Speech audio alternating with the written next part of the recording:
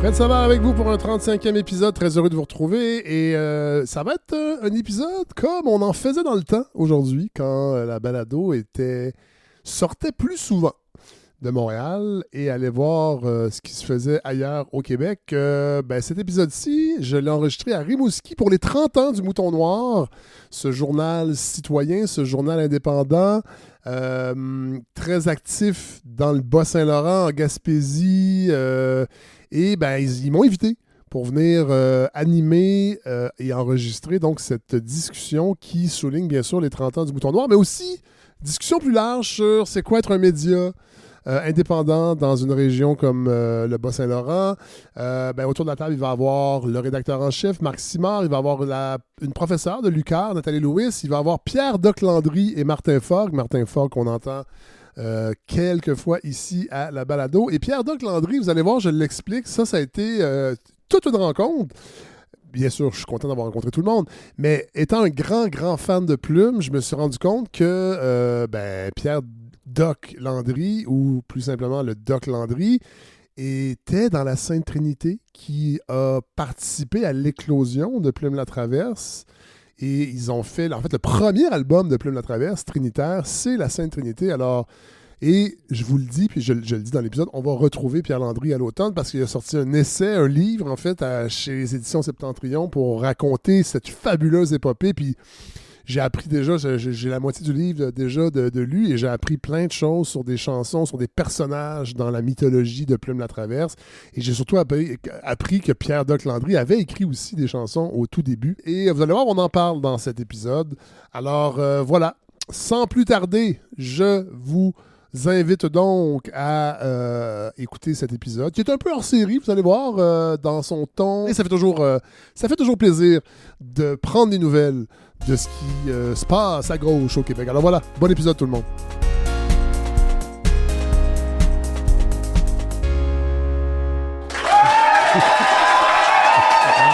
Ça, c'est très bon pour le producteur. OK, wow, OK. Alors, pour les gens qui nous écoutent à la maison, ce sont des gens de Rimouski qui applaudissent comme ça. C'est le plus bel accueil que j'ai eu à c'est merveilleux, c'est merveilleux. Merci d'être là, mais là, il faut se présenter pour les Montréalais ignares qui ne connaissent pas le Mouton Noir et les gens qui l'animent. Écoute, je m'appelle Marc Simard, je suis journaliste de métier, je dirais. Oh! C'est beaucoup, ça. Est-ce que tu te considères encore journaliste? Oui. Ah oui. Malgré l'état des médias? Ah, laisse faire. Blague. On en reparlera. Écoute, ça fait 13 ans que je suis rédacteur en chef du journal Le Mouton Noir, un journal indépendant qui a sa source à Rimouski. Et là, Marc, à votre gauche, il y a quelqu'un qu'on connaît. Martin Fogg, journaliste, auteur, cinéaste indépendant, ex-militaire, militant anti-guerre, bref, personne aux multiples chapeaux, importé de Montréal depuis 5 ans. J'habite à l'Île-Verte. Donc, je fais partie de ces néo-ruraux, comme on les appelle. Et je suis aussi chroniqueur. Au Mouton Noir. Au Mouton Noir, voilà. je tiens la chronique Objection de conscience. Et à la balado en plus. Fait que c'est pour ça que t'es là. Je suis partout. T'es partout. Et à Pivot, mais on va en parler tantôt. Nathalie Lewis. Bon, moi, je suis professeure, c'est sérieux. Je suis professeure à l'Université du Québec à Rimouski en développement territorial. Je suis sociologue de l'environnement, mais je suis aussi une citoyenne engagée dans le Bas-Saint-Laurent, à Rimouski, puis dans le monde, en fait. Pierre Landry, dit le doc, homme à tout braire. Alors, j'écris dans Le Mouton depuis 25 ans maintenant. Toujours la même chronique qui a changé de nom en cours de route.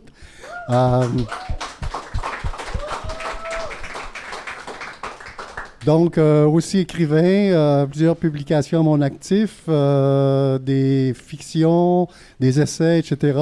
Et ce dernier petit bébé qui va sortir sous peu, qui s'appelle Plume, Pierrot et moi, parce que j'ai fait partie d'un groupe contestataire dans les années 70 qui s'appelait La Sainte Trinité. Et dans ce livre-là, je raconte cette histoire. Il est humble. Tout ce que je voulais dire, Fred, oui. Si tu me permets, oui. Je veux pas prendre ta place, mais non, c'est bien Pierre parti. a été guitariste dans le groupe de Plume la Traverse. Je m'en allais dire. Tu allais le dire. Que je suis extrêmement intimidé d'être à côté d'une de mes idoles parce que j'ai préparé évidemment avec les notes qu'on m'a fournies. Et là, j'ai gratté. On m'a dit, tu sais qu'il était dans la Sainte Trinité. Alors, moi, je suis pas têteux dans la vie. Là. Quand je dis quelque chose, je le pense. sur la 20, en route, j'écoutais Métropole Barbecue. Métropole Barbecue. Oui. Alors, puis vous êtes le compositeur, alors voilà. Mais j'étais pas guitariste, j'étais flûte à becquiste. Bon. Oui. Et Ça fait 20 ans que je disais à tout le monde que tu jouais de la guitare. non, mais c'est une nuance importante, puis c'est très rare qu'on se vende de jouer de la flûte à bec, alors bravo. Non, on va le prendre.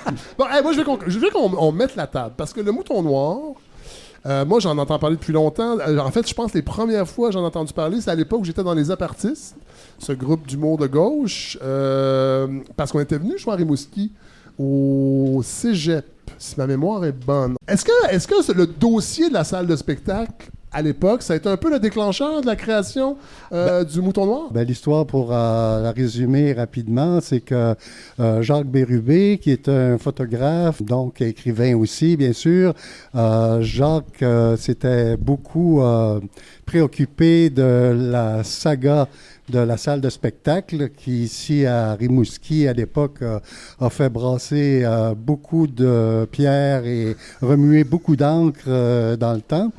Et Jacques, finalement, avait publié un premier article dans un journal local qui a été reproduit, d'ailleurs, dans le dernier Mouton. Je Oui, crois. exactement. Tout à fait. Est-ce que c'est la fameuse fable? Oui, la fable en question. Oui.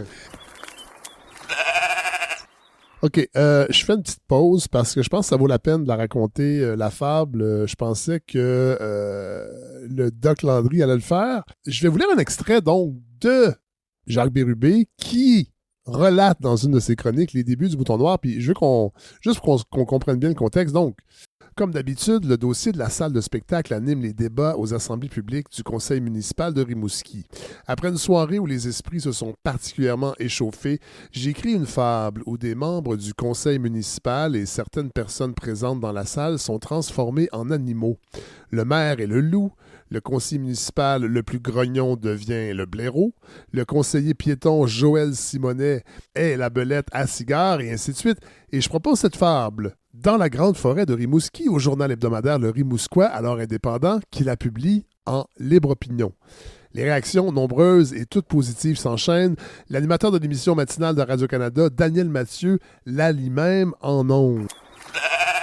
Et quand il a voulu publier la deuxième partie de la fable comme telle, ça lui a été refusé. Ouais.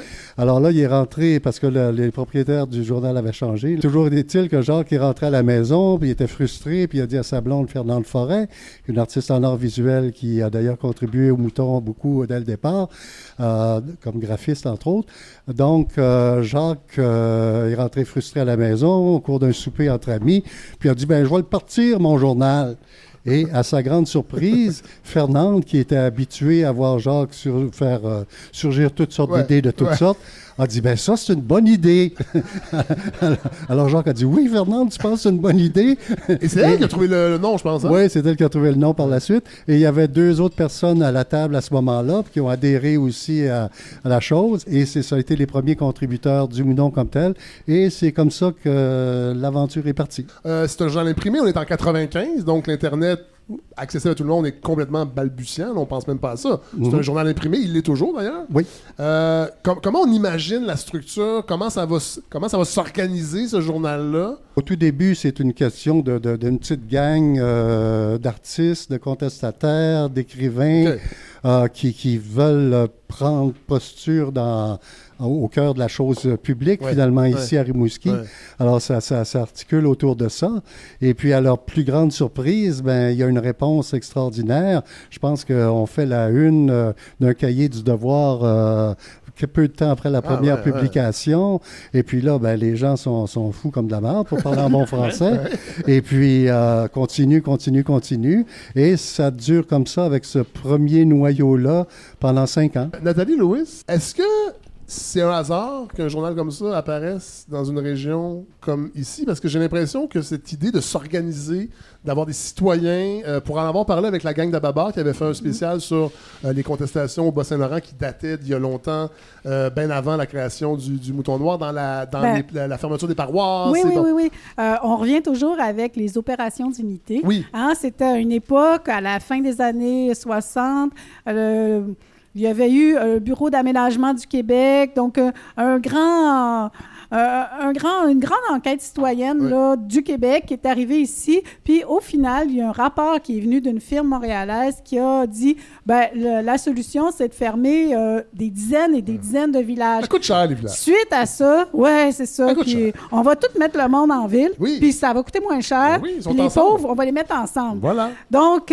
forcément, ça n'a pas fait plaisir. Et nous, à l'université, c'est vraiment un cas en mobilisation collective. Souvent, on nous parle de la ville. Ça se passe en ville. Ouais. Mais ici, c'est les gens dans les villages qui sont allés dans les... Puis c'est 3 curés, en plus. C'est 3 curés qui ont rassemblé le monde. Des curés progressistes. Des curés très Il y en progressifs. avait, il ne faut pas l'oublier, il y en avait. Puis il y a eu des églises, parce que c'était le bâtiment central qui accueillait le plus de monde. L'église de Esprit Saint a failli s'écrouler parce qu'il y avait tellement de monde sur le plancher. Ils n'étaient pas habitués. Hein, Et à bord du donc, monde. c'est à partir de ça, mais probablement à bien avant ça, on a créé un noyau réactif. Puis ce noyau réactif-là, il est partout ici. Puis, c'est ça. Ça va avec le mouton, mais c'est au-delà du mouton. Là. C'est quand ça ne fait pas notre affaire. Puis là, je dis nous. Moi, je viens de Montréal. Fait que finalement, je me suis bien identifiée à la région, mais ça va être réactif. Aujourd'hui, le mouton noir, c'est quoi, Marc? Ça n'a pas beaucoup changé sur l'idéologie et sur la politique éditoriale. On publie 6 numéros par année, d'une quinzaine, 16aine de pages. Et la politique éditoriale, elle est toujours la même, c'est-à-dire qu'on dénonce les phénomènes de société qui vont à l'encontre de nos valeurs, c'est-à-dire la justice sociale, le sexisme, le racisme, etc., pour non seulement dénoncer ces phénomènes-là, mais aussi proposer des nouvelles solutions. Alors, ça existe encore de ce moment. C'est un peu différent du départ. Si Pierre pourrait me dire... À l'origine, c'était beaucoup sur des trucs et des sujets beaucoup plus locaux. Avec le temps, il y a eu énormément de changements au niveau de la rédaction. Et maintenant que je suis là depuis 13 ans, on essaie d'élargir la patente. Pour avoir des lecteurs... Je pose la question parce que j'ai l'impression que souvent, quand on discute de l'état des médias au Québec, entre autres, la couverture régionale, c'est souvent un sujet qui revient, que c'est lacunaire, en fait, dans les grands médias. Et les gens s'ennuient d'une couverture qui est près d'eux. Alors, le mouton noir n'est pas un peu à contre-courant de ce que les gens veulent? Tant mieux si on est à contre-courant de ce que les gens veulent. Mais mettons que les gens je veux dire, on leur propose chose. Des trucs qui sont très régionales ou très régionaux, devrais-je dire. Vous continuez, en fait, la couverture. Exact. Oui, tout à fait. Mais il ne faut pas oublier que c'est un journal citoyen. Ce sont des bénévoles qui écrivent. Je permets d'apporter une précision. Oui, vas-y, Pierre. Parce que dès le départ, il y avait quand même 2 pages centrales dans le journal qui s'appelait Le Pré. Et c'était des collaborateurs en région, dont il y avait un collaborateur en région à Montréal. Il y a eu un collaborateur en région à Paris, à un moment donné. Et il y avait des gens d'Abitibi, il y avait des gens de toutes les autres régions. Donc, le journal était quand même déjà ouvert beaucoup à l'internationalisme. Donc, les régions devenaient Montréal, Paris, etc.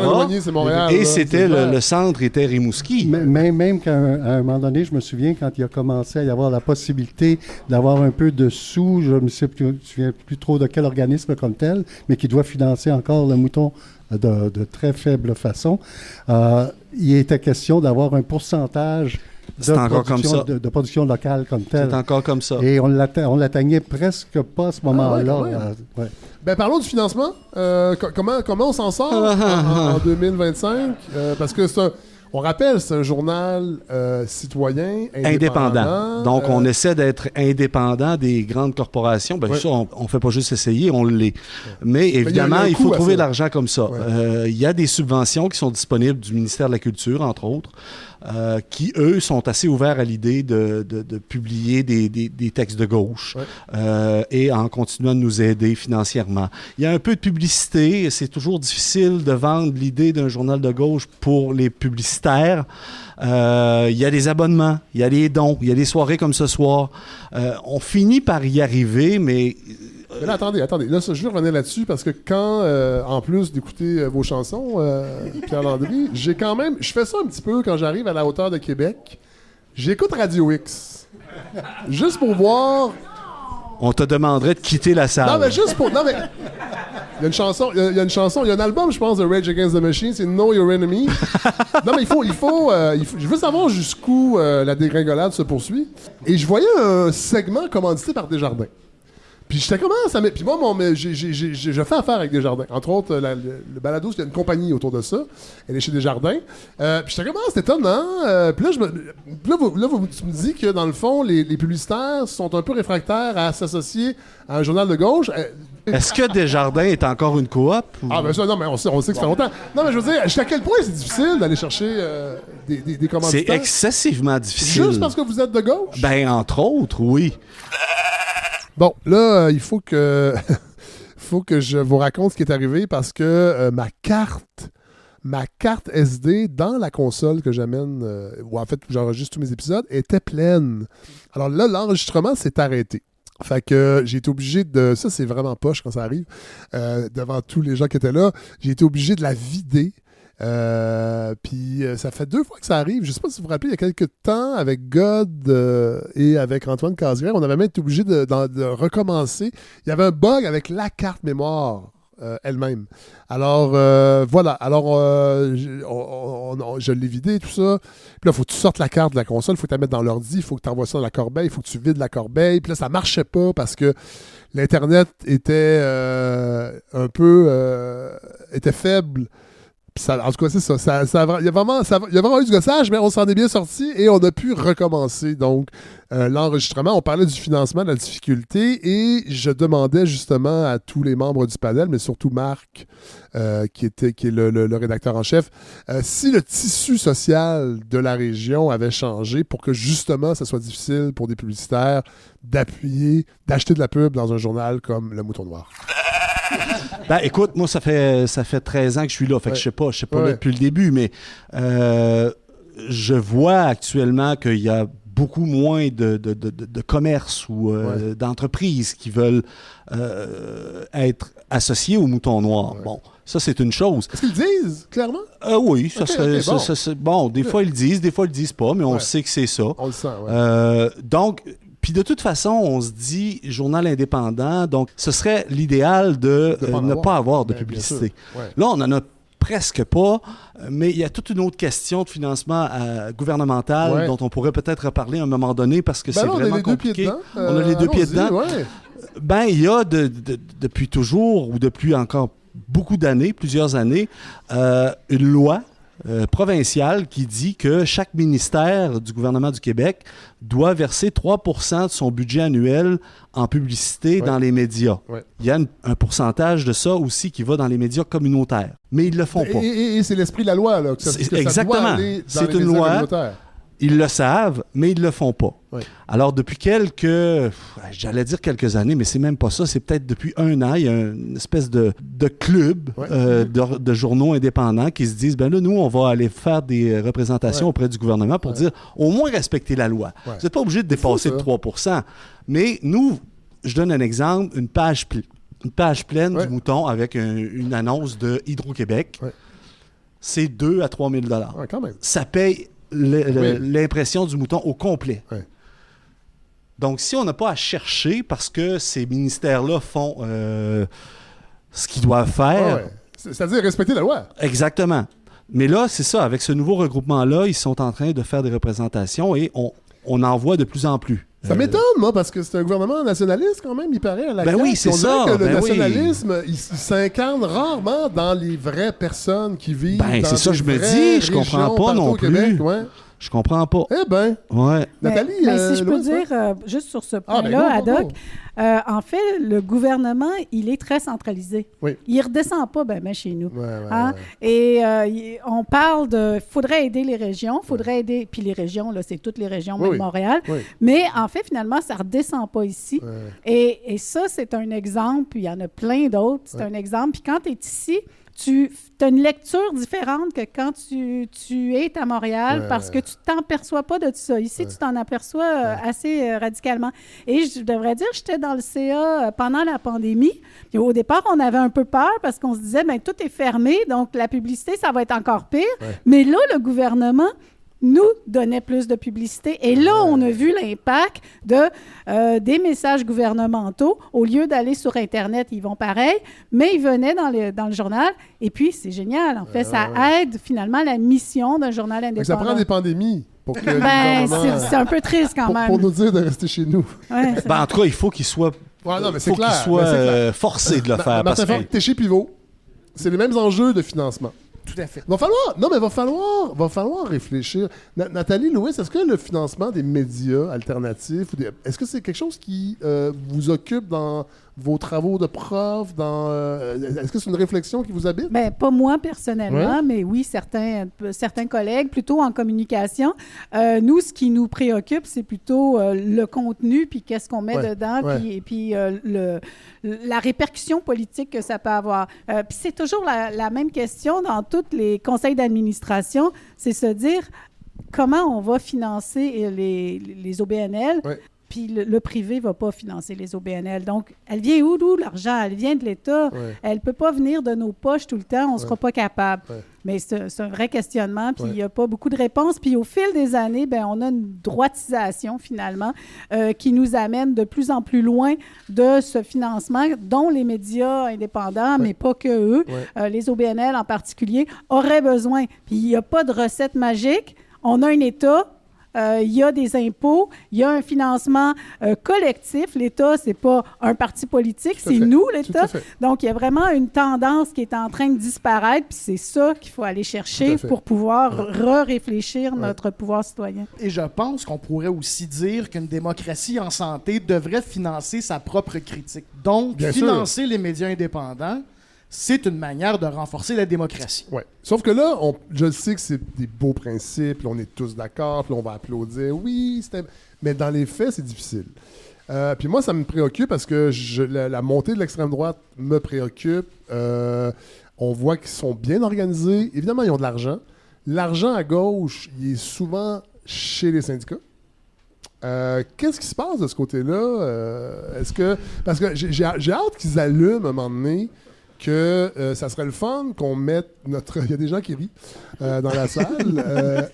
Pardon? Oui, un syndicaliste. Ouais. Mais il y a une différence entre un syndicaliste puis les cadres. Et ceux que ça fait 12, 13, 14 ans qui n'ont pas mis les pieds dans une usine et qui se promènent à 125 000 par année pour aller dire aux gens, lâchez pas.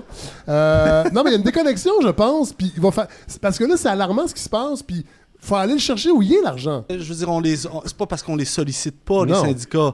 Je veux dire, si les gens ici peut-être connaissent l'Autre Journal. Oui. L'Autre Journal qui est publié à Montréal depuis genre 50 ans. Puis eux autres, ils n'ont pas besoin de courir après du financement parce que les syndicats, justement, les grands syndicats, leur disent nous, on va vous donner 50 000 par édition. Fait que vous pouvez publier, il n'y a pas de problème. Moi, ça fait 13 ans que je suis là, puis à chaque année, au printemps, je fais des demandes aux syndicats. Demande de dons. Pas grand-chose, 500$ par syndicat, puis on y va pour l'année, là. Mais non, la réponse est non. Pourquoi? Pourquoi on n'a pas assez une bonne visibilité? On ne voit pas ce que ça pourrait nous rapporter. Alors que, je veux dire, les syndicats, ils en ont de l'argent, là. Éric Dubois, qui est ici, là, justement, qui a parlé tantôt. Éric, vous avez combien d'argent, là? Oui, combien qu'il y a? On veut un montant. Éric, il est à quoi? La CSN, c'est ça? Mais il y a une discussion qui vient de se faire actuellement sur les états du syndicalisme. Attendez. Approche-toi. Oui, ça prend un micro. C'était pas prévu. C'est important. Non, c'est super intéressant, pour vrai. Alors, juste te présenter. Éric Dubois, je suis conseiller syndical à la FIM. Bon. Je suis un peu celui que tu disais tantôt qui se promène pour dire que ça va bien dans les 120 000 usines, par année? mais j'y vais à tous les jours. Puis j'accompagne les travailleurs dans leur quotidien. Puis oui, on a des bonnes conditions de travail, mais on s'est battu pour. Ah non, mais moi, je veux pas les baisser, les conditions de travail. Absolument. Mais moi, en fait, c'est des critiques que j'entends dans des barbecues chez nous. Un gars chez Labatt qui dit, lui, qui est un jeune, puis qui dit, à un moment donné, il faut que le corporatisme aussi dans les syndicats. Je ne dis pas que c'est ça que tu fais. Absolument. Mais je pense qu'il y a une réflexion à avoir. Mais Continue parce que ton point est intéressant. Actuellement, c'est intéressant, il y a les états généraux sur le syndicalisme qui sont en train de se faire un peu partout au Québec. Toutes les organisations syndicales, parce que les syndicats, c'est beaucoup de choses. Hein, c'est beaucoup de choses différentes. Alors, il n'y a pas une organisation syndicale. Heureusement, il y a une diversité syndicale au Québec. Donc, c'est une bonne nouvelle. Mais il y a du travail à faire. Les syndicats, c'est le reflet de la société. Alors, dans nos assemblées générales, il y a des débats qui se font. On essaie d'amener des enjeux. Puis moi, j'ai proposé à mes syndicats de donner, mais souvent, les trésoriers ils ont d'autres choses à faire. Bien sûr. C'est difficile. Il faut des mots d'ordre. Mais moi, je crois, puis on essaie de le lancer à la CSN, puis dans les autres organisations, il faut soutenir les médias indépendants. C'est nécessaire. Hein, la droite est organisée depuis combien d'années? Combien d'années il y a perdu des radios, la droite? À Québec. La radio parlée, c'est peut-être le moyen le plus important et le plus utile et qui fonctionne pour parler aux gens, parler à l'intellect des gens. Puis ça coûte pas grand-chose. Exact. C'est accessible par tout le monde. Voilà. Parce que on cherche le Joe Rogan, j'entends souvent ça. Ah, faut que la gauche se trouve son Joe Rogan, mais ça tombe pas du ciel. Que c'est toi?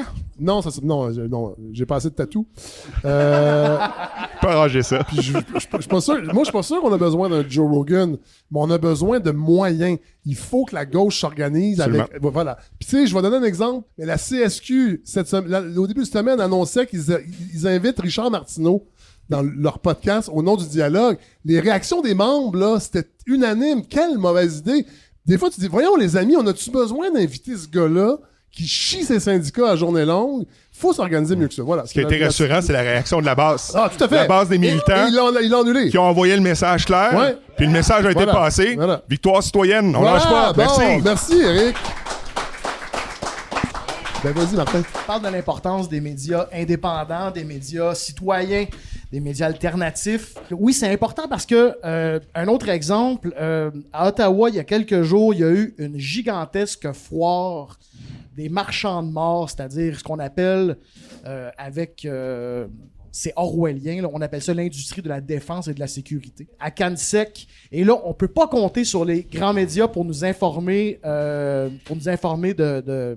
manière adéquate sur ce genre d'événement-là. Et il y avait Ramona Murphy, une journaliste de l'Étoile du Nord, un journal indépendant de combat militant qui, elle, travaillait réellement à essayer de nous informer sur c'est quoi ce genre de conférence, pas conférence, mais ce genre de marché-là.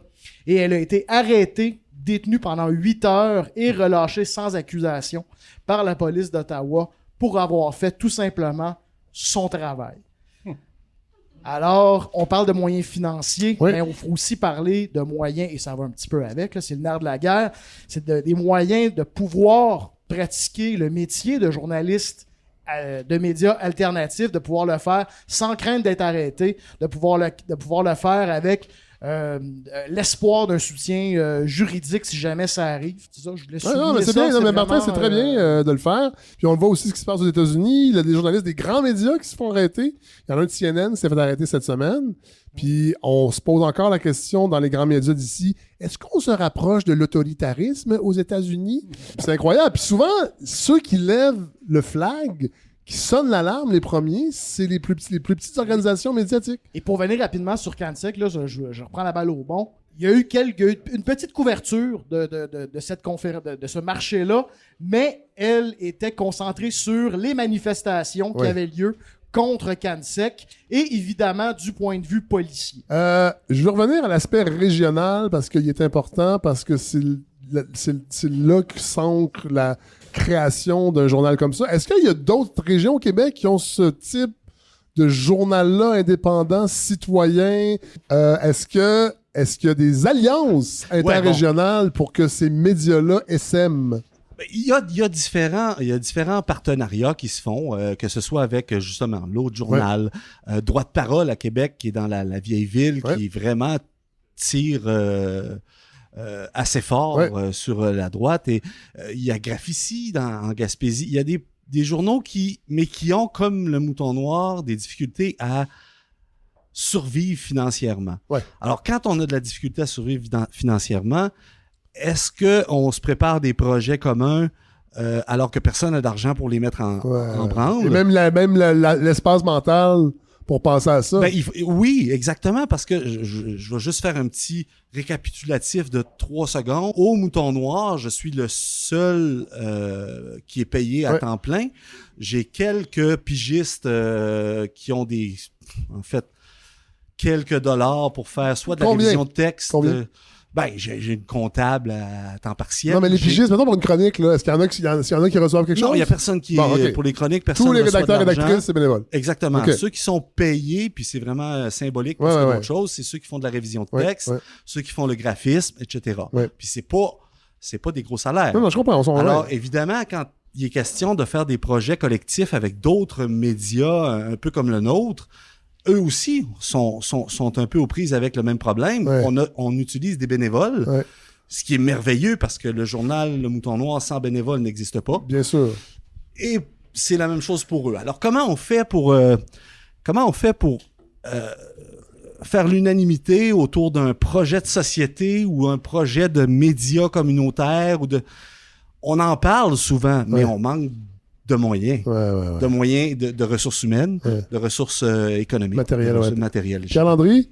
Oui, j'aimerais apporter juste une petite nuance parce que il y a quand même dans la région de Rivière-du-Loup et du Kamouraska 2 hebdomadaires qui sont des hebdomadaires un peu standards, là, mais qui sont quand même de propriété privée. Il y en a un qui est une coopérative, le Placoteux dans le Kamouraska, et il y a Info Dimanche à Rivière-du-Loup, et qui sont quand même indépendants et qui peuvent être vecteurs et porteurs parfois d'une parole citoyenne. Entre autres, il y a Roméo Bouchard qui a une chronique dans le Placoteux et dans un combat qu'on a mené, auquel Éric d'ailleurs a participé par rapport à un projet de développement domiciliaire à Rivière-du-Loup.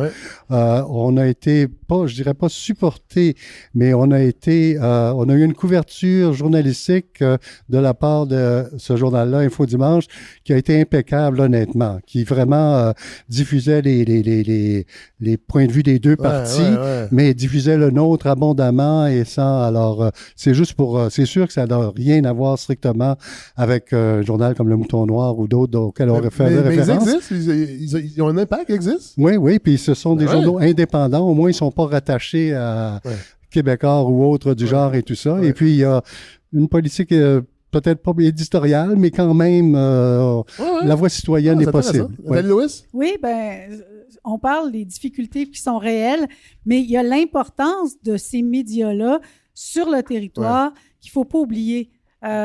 Il y a ce manque de moyens-là, mais c'est ce qui va politiser, mais ce qui va aussi informer, parce qu'on a besoin d'une information au niveau territorial. Puis quand je parle territorial, c'est pas juste local, c'est tout ce qui nous entoure. Cette information-là, si ça va bien, elle va remonter. Elle va remonter, puis elle va faire ce tissu-là au niveau du Québec. On va pas aller toujours trop haut, mais on va comprendre qu'est-ce qui se passe un peu partout sur nos territoires. Il faut que ça remonte comme ça, et non pas que ça soit concocté en haut, puis qu'on doive s'ajuster parce que chaque région est un peu différente, pareil, pas pareil, mais quand même, il faut cette diversité-là.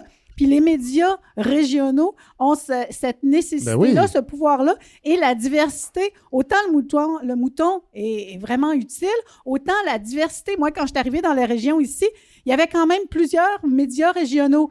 Et puis, si on les met côte à côte, on commence à comprendre comment on pense ici. On pense un peu à droite, beaucoup à gauche, un peu dans le milieu, mais si on n'a pas cette diversité-là, on devient atomisé, on regarde d'autres choses, on perd notre sens politique.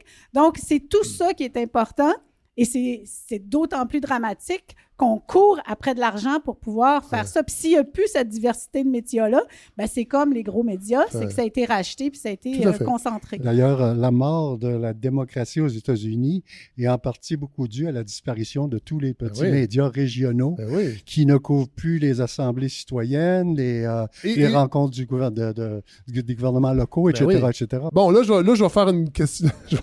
Avant, Fred, je vais juste poursuivre un peu là-dessus. Il y a quelques années, il y avait un journal comme ici, dans plusieurs régions, l'Avantage. C'était le journal à l'époque de Québécois. Quand l'Avantage est tombé, moi j'ai entendu, j'ai eu des courriels. Marc, vous devez être content.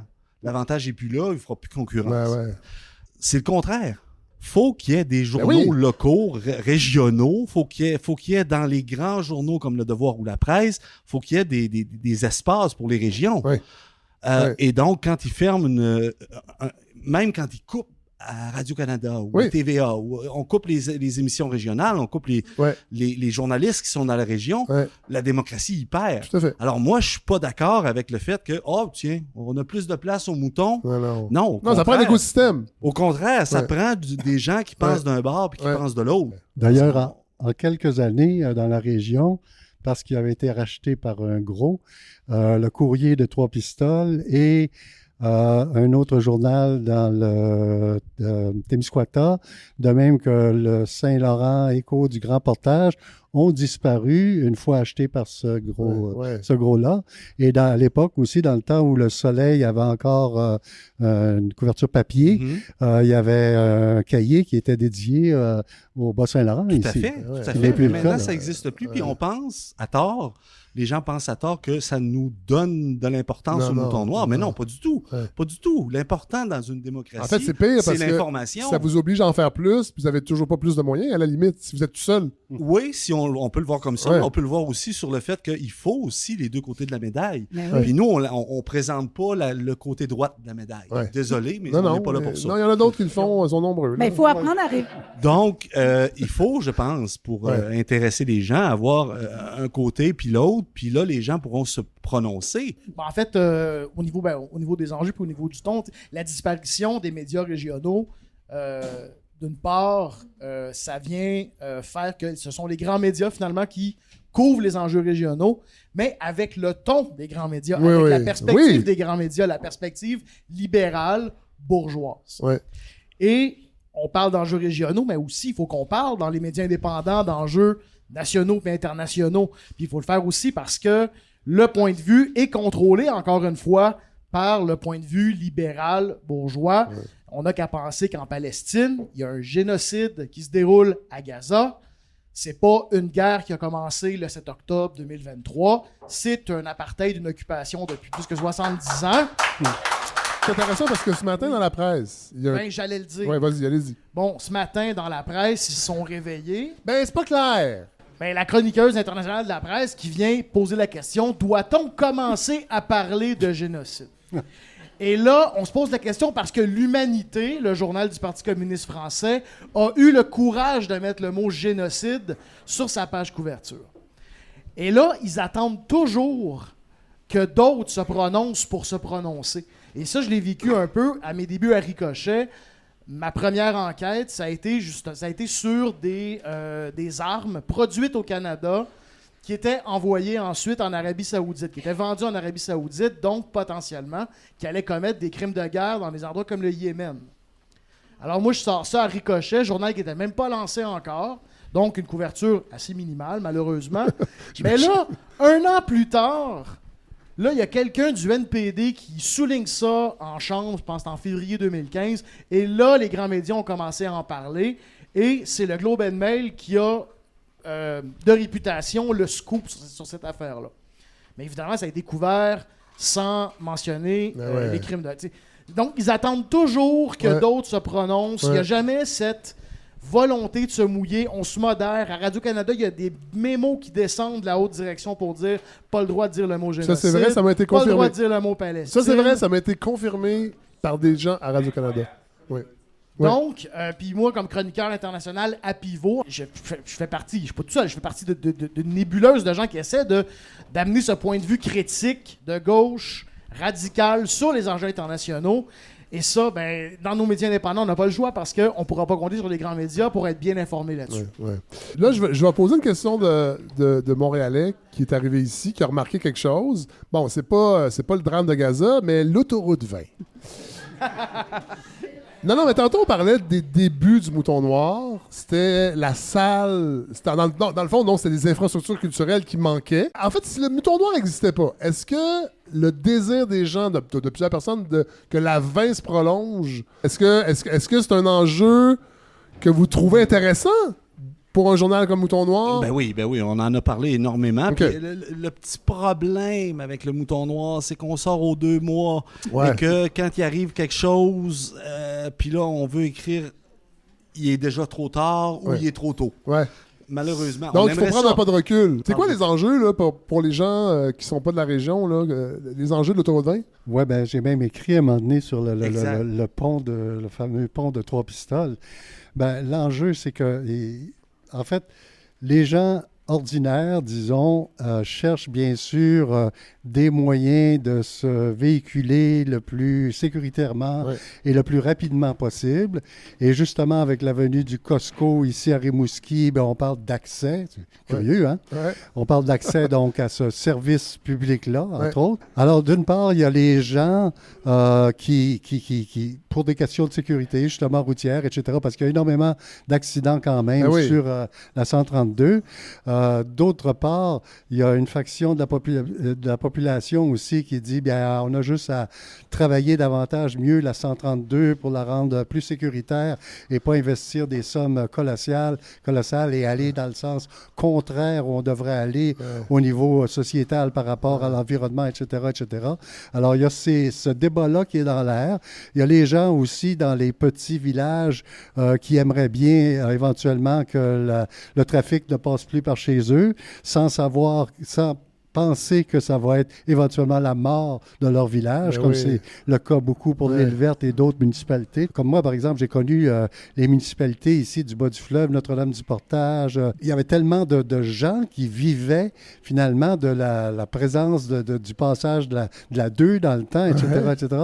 Alors, il y a tous ces enjeux-là qui sont un peu contradictoires, mais selon moi, dans un sens, ceux qui sont en faveur de ce développement-là font partie, malheureusement, de ceux qui cherchent, sans le vouloir, à entraîner la société vers un mur total. Parce qu'on le sait, il faut arriver à se départir des véhicules à essence tout au moins. Des véhicules solo. Et oui. Alors, il y a ce débat-là, mais c'est un débat qui perdure depuis une vingtaine d'années, je pense, sinon plus. Donc, il n'a pas trouvé encore de point d'effervescence parce que ça a encore été remis là, dernièrement par notre bon gouvernement nationaliste, justement. Alors, ça coûte cher, alors il n'y a pas il n'y a pas actuellement de confrontation comme telle. Ben, c'est-à-dire qu'il y a eu des actions qui ont été posées à Trois-Pistoles, là, parce qu'il serait question de construire j'avais écrit à un moment donné un texte à l'effet que, finalement, il était question de construire un pont à Trois-Pistoles qui coûterait combien déjà? Je ne me souviens plus combien de dizaines de millions. Et moi, j'avais écrit mon texte en disant, mais écoutez, il y a déjà 2 voies de passage au-dessus de la rivière Trois-Pistoles. Il y a la 132 comme telle, mais il y a un train aussi. Dans le temps, le train servait, entre autres, à véhiculer des êtres humains et non pas juste des marchandises pour les grosses corporations. Alors, on pourrait, ici, dans la région, avoir un petit train électrique, comme ça se fait dans plein de régions en Europe, qui partirait à 6 heures du matin de Rimouski, qui arriverait à Québec en matinée. Les gens pourraient aller à leur réunion de fonctionnaires et tout, reprendre le train en partant et arrêter à quelques endroits sur le passage. Ça serait extraordinaire. Et puis, on enlèverait des voitures sur la route. Mais il n'y a personne dans les hautes sphères qui pense comme ça, malheureusement. À Radio X, ils ont dit que le train, c'est intéressant. J'ai entendu ça pour vrai. Le train, c'est intéressant, mais ils ont démantelé le réseau ferroviaire pour faire des pistes cyclables. C'est ce qu'ils ont dit à Radio X. Oui, bien, c'est vrai. C'est-à-dire qu'ils ne l'ont pas démantelé pour ça, mais c'est vrai. Mais non! Oui, ils l'ont démantelé, mais pas pour des pistes cyclables. Mais si je peux dire... Oui, Nathalie. En fait, ici, un des problèmes, c'est justement le transport. Le transport des personnes. Oui! On n'a pas de transport en commun. Là, on parle du train, on parle de l'autobus s'il faut. Et puis, on n'a pas juste besoin d'une voie est-ouest. On a besoin de se promener entre les villages. On a besoin d'être capable de se rendre à Québec ou n'importe où sans prendre notre voiture. Mais on a moins de population qu'à Montréal. On est un bassin plus étendu. Donc, ça crée un casse-tête. Puis, la solution de l'autoroute, c'est pas une solution à ce problème-là. C'est 2 sujets complètement différents.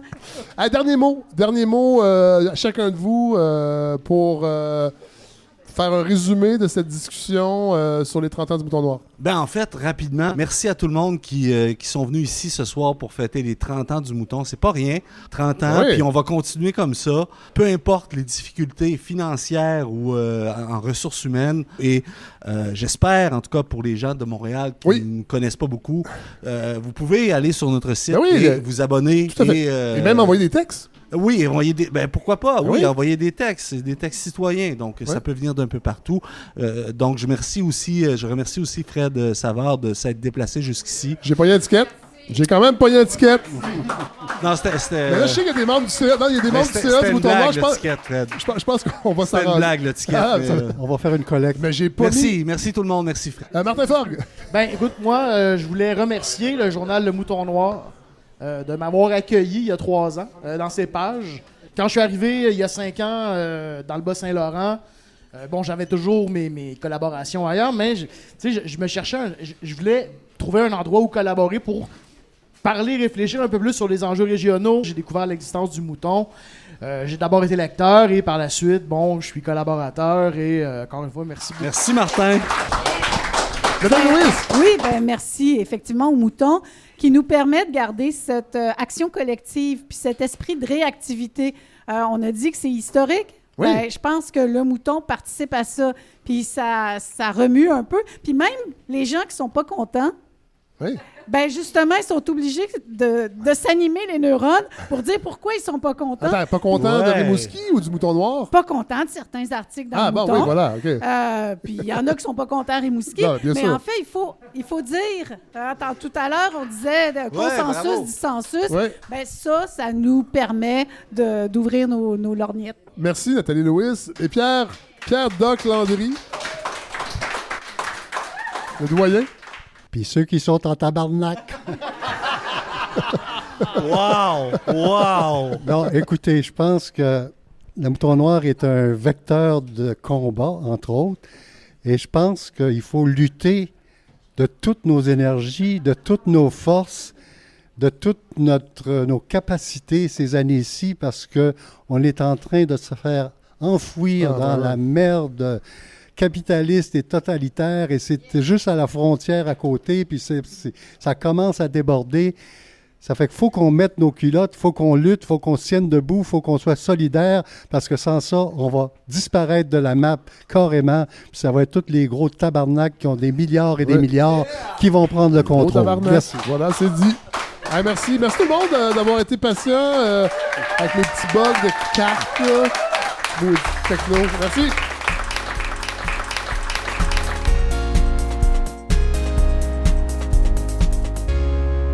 Alors voilà ce qui conclut ce 35e épisode. Très, très heureux d'avoir rencontré toute cette joyeuse bande. Il y avait bien plus de monde que ça aussi dans l'organisation de cette soirée. Je salue bien sûr tout le personnel du bien et du mal, tout en a enregistré cet épisode. Merci à tous ceux et celles qui étaient derrière l'organisation et qui tiennent à bout de bras le Mouton Noir, vraiment.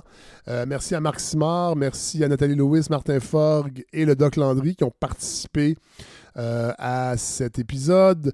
Je vous rappelle d'aller vous abonner à l'infolettre. Je devais l'envoyer cette semaine, finalement. J'ai eu une semaine de fou. Je vais l'envoyer lundi. Je vais ajouter aussi les liens pour aller lire le Mouton Noir, pour aller vous abonner, parce que vous allez voir que oui, ça couvre évidemment l'actualité du Bas-Saint-Laurent, de Rimouski et de la Gaspésie. Bon, mais il y a des articles aussi qui sont beaucoup plus larges que simplement ce qui se passe dans ce coin-là. Puis je pense que d'encourager cette presse de gauche, c'est important. Alors, on s'abonne bien sûr aussi à l'infolette donc de la balado. On a fait nos recherches, l'autre podcast, l'autre balado que j'anime et que je produis sur la mobilisation des savoirs, sur la recherche universitaire.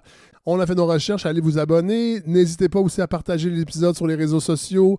La découvrabilité, c'est vraiment, vraiment important. Et c'est tous ceux et celles qui aiment cette balado qui, vous êtes les meilleurs ambassadeurs. Alors, on partage le plus possible. On achale nos beaux-frères et nos belles-sœurs pour qu'ils écoutent la balado de Fred Savard. On vous rappelle que le 18 juin au Minifest, nous y serons. Moi et Coralie, pour une nouvelle mouture de Le Vieux et la Mer. Je travaille sur un numéro qui, je crois, va être assez percutant sur les médias, entre autres. Oui, en lien avec la montée de l'extrême droite, mais vraiment un polaroïde, comme on dit en France, sur c'est quoi l'état de nos médias, et entre autres de la télé et surtout de la radio publique. J'ai des petites inquiétudes à ce niveau, même si on a appris que enfin, les patrons de Radio-Can vont être contents. Ça doit faire 30 ans qu'ils attendent ça, d'être numéro 1 dans la région de Montréal pour l'émission du matin. Cela dit, c'est drôle parce que je voyais que ils ont à peu près 19,3 parts de marché, qui est un peu le plancher qui a longtemps été exigé de l'émission du matin. René Aumirois faisait 19 parts de marché. Ça a baissé quand Marie-France Bazot est arrivée. Je pense que c'était retombé à 15 ou 16, peut-être même 14. Mais donc, on revient au niveau de René Aumirois et je pense que c'est dû possiblement la dégringolade de Patrick Lagacé, qui a perdu, je pense, 20 parts de marché. Non, pas 20 parts de marché. Il a dégringolé quand même. Ça doit être ça. Il était à 30... Paul Arcand était à 35 parts de marché. Fait qu'ils sont en dessous du 19. Fait qu'effectivement, on n'est pas loin d'une perte de 20 parts de marché. Est-ce que c'est un gage de qualité? Je ne suis pas certain. Est-ce que ça veut dire que la radio publique fait son travail de radio publique? Je ne suis pas certain non plus. Puis c'est ces éléments-là que j'explore avec humour et avec des petites pointes que je lance à gauche et à droite. Alors voilà, 18 juin au Minifest de Montréal, ce festival d'humour de gauche, d'humour alternatif. C'est au Cabaret des Curiosités. Pour acheter des billets, vous allez soit sur le site du Minifest ou plus simplement sur lefredsavard.com/événements. Et vous pourrez acheter vos billets directement à cet endroit. Et vous pourrez aussi acheter vos billets pour la grande soirée dansante le 5 juillet au Osgang Plaza. C'est produit par la Balado. Donc, tous les profits serviront à détruire le capitalisme, mais on va le faire en dansant. Fait que ça, c'est pas désagréable. Et je vous rappelle que tous ceux, cette année, qui ont donné 72$ et plus, qui était le don suggéré, le don annuel suggéré, si vous achetez un billet à la soirée dansante, je vous donne un billet pour amener un ou une amie qui, bien sûr, aime danser, mais qui connaît peut-être pas la Balado, puis ça va peut-être lui donner le goût de s'abonner aussi. Donc, tout ce que vous avez à faire, c'est d'acheter votre billet sur le point de vente. Vous allez encore au fredsavoir.com/événements, puis vous m'envoyez une preuve que vous avez acheté un billet pour la soirée dansante, puis je vous mets sur la liste 1 ou 2 billets. Si vous achetez 2 billets pour venir danser, je vous en donne 2. Alors, c'est un 1 pour 1. Voilà. Il y en a qui disent que non, en fait, c'est un 2 pour 1. J'étais pas très bon en maths. Tout ça pour dire que vous achetez un billet, vous en avez un, gratuitement. Alors, voilà. On va bien sûr terminer en musique. Je l'ai dit tantôt, j'aime ça prendre la route. Puis des fois, je sors aussi de l'autoroute. Je me tanne de la 20 puis de la 40. Fait qu'évidemment, ça rallonge souvent mes voyages, mais on voit des choses différentes. On voit les brocantes, entre autres. En fait, j'aime ça parce que ça nous permet de voyager comme on voyageait dans le temps, avant la construction de la 20 et la 40. Parce que les gens se déplaçaient quand même. Alors, je sais pas, ça... Puis je repense aussi à ce que Pierre Landry disait par rapport à la construction du prolongement de l'autoroute 20 qui est demandé par les gens à Rimouski puis dans les villages environnants. Puis il y a quand même une réflexion à avoir sur l'impact que peut avoir la construction de l'autoroute. Puis pensons au film Les Bagnoles, que je regarde avec Miville, que j'ai beaucoup regardé avec Ludo, un film d'animation que j'aime beaucoup et qui aborde, entre guillemets, je pense pas qu'on peut dire ça, mais oui, qui aborde, dans le fond, qu'est-ce que ça a été pour les villages le long de la route 66 quand ils ont construit l'autoroute qui traverse le désert. Donc, le fait d'avoir allongé mon retour, entre autres, je me suis retrouvé dans le coin de Bécancour, puis là, j'écoutais la radio et je suis tombé sur C'est Fou 89.1, la radio étudiante de l'UQTR. Et je suis tombé sur une émission qui, je crois, s'appelle le Clash Podcast. Je sais que c'était Dominique Tardif qui était l'invité, le journaliste de la presse, le journaliste musical. C'est intéressant parce qu'il parlait de ses découvertes récentes et de son rapport aussi au podcast. Avec son podcast a changé depuis qu'il est à la presse. Là. C'est plus des invités... plus des vedettes que dans sa série Deviens-tu ce que tu as voulu, mais c'est intéressant. Et il m'a fait découvrir un groupe que je ne connaissais pas qui s'appelle No Bro, groupe de filles liées, si je comprends bien, avec les Shirley, parce que je pense que la batteuse des Shirley joue dans No Bro ou l'inverse. Et vraiment, ils ont fait jouer une chanson qui a accroché mon oreille immédiatement. Le groupe a été créé en 2014. Fait que c'est un peu un scandale que j'aille allumer juste 11 ans après. Et vraiment, je trouve que c'est un peu un mélange très punk rock à la Ramones, très mélodique, très, très, très catchy. C'est montréalais. Et on va donc finir avec un extrait de leur dernier album qui s'appelle Set Your Pussy Free. C'est la chanson I Don't Feel Like It. Salutations à Dominique Tardif, c'est lui qui m'a fait découvrir ce groupe. No Bro. Hey, bonne semaine tout le monde. I went to the other side of the world just to drink some snake blood.